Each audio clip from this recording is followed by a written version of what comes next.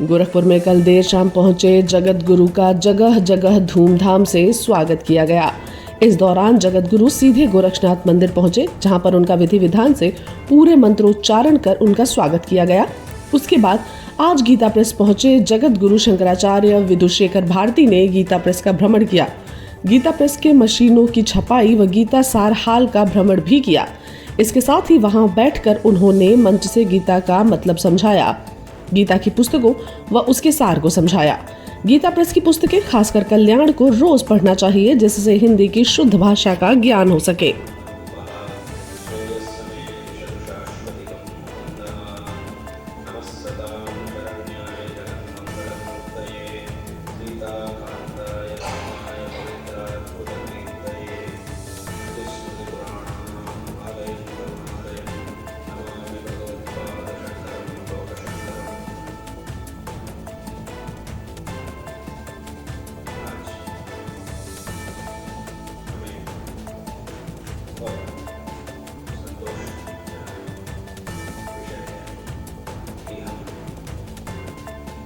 हमारे भारत में और विश्व में ही हर एक व्यक्ति हमारे जो सर्वश्रेष्ठ सनातन वैदिक तत्व है, सनातन वैदिक सिद्धांत, इसकी व्यवस्था और यहाँ के लोगों की शुद्ध भावना से, बड़ी श्रद्धा से जो प्रयत्न इस काम के लिए किए जा रहे हैं, इनको देखने का एक अवसर आज प्राप्त हुआ है। यही हमें बहुत ही सबसे संतोषजनक बात है। इससे हमें बहुत बहुत संतोष हो रहा है। यहाँ की व्यवस्था और यहाँ के जो लोग सेवा में तत्पर हैं, इस काम में जुड़े हुए हैं, आप सभी लोगों की जो श्रद्धा है, जो शुद्ध भावना है, जैसे कि अब तक सभी जगह में हमने जाकर देखा और एक जगह में क्या क्या काम हो रहा है, इसके बारे में देवी जी ने समझाया है। तो इन सबको देखने से जो शुद्ध भावना से 100 साल से भी अधिक समय से ये काम एक अच्छा संकल्प को लेकर इस काम को शुरू करके और उसके बाद इतना विशेष रूप से ये काम किया जा रहा है, ये बात अच्छी तरह समझ में आ रही है। ये बहुत बहुत संतोषजनक बात है। जैसे कि अभी हमने कहा कि हर एक व्यक्ति तक, समाज के हर एक व्यक्ति तक सर्वश्रेष्ठ सनातन धर्म के जो विचार हैं, इन विचारों को सर्वश्रेष्ठ इसीलिए कहा जाता है कि हमारे जो जीवन है, मनुष्य के जीवन जो है, शास्त्रों में ऐसा कहा गया है कि इस दुनिया में 14 से 10 प्रकार के प्राणी हैं, उनमें से मनुष्य एक है। परंतु अगर हम योग्यता के बारे में जब विचार करते हैं, तब बाकी सभी प्राणीगण एक तरफ हो जाते हैं, सिर्फ मनुष्य एक तरफ होता है, क्योंकि उसकी इतनी योग्यता है, इस मनुष्य जन्म की इतनी महत्ता है, जिसके द्वारा जिस जन्म में शास्त्रों के विधान के अनुसार साधना के द्वारा इस जीवन को सार्थक बनाकर और एक बार किसी जन्म लेकर दुख प्राप्त करने से मुक्त हो सकता है मनुष्य।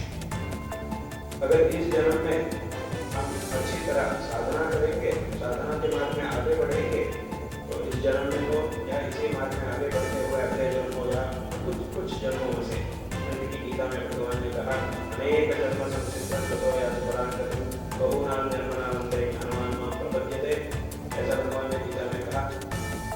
परंतु भगवान ने कहा कि मेरी साधना जो है उसे तुम करते हो, मैंने जैसा कहा ऐसा तुम करते हो, उसके द्वारा तुम मुझे प्राप्त कर सकते हो। मन मना भाव मन जैसे मन नमस्ते मामेव सत्यंते, ये सच है, इसमें कोई संदेह की आवश्यकता नहीं है, संदेह करने की आवश्यकता नहीं है, संदेह प्रति जाने और मैं प्रतिज्ञा करता हूँ तुम अवश्य मुझे प्राप्त करोगे।